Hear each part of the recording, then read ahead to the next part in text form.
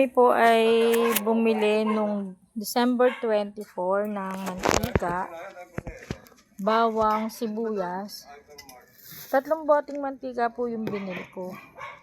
Hindi ko na po napansin, nagluto po yung mga anak ko ng french fries. Kaya 2 bote yung nagamit.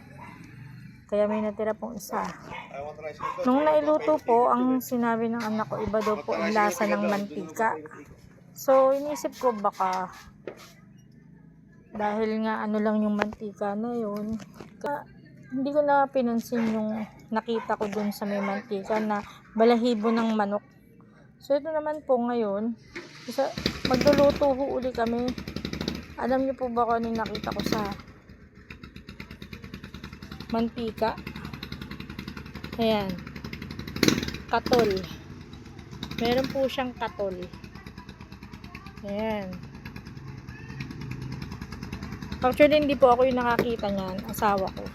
Dahil malabo yung mata ko, ispaspasan naman po ako ng...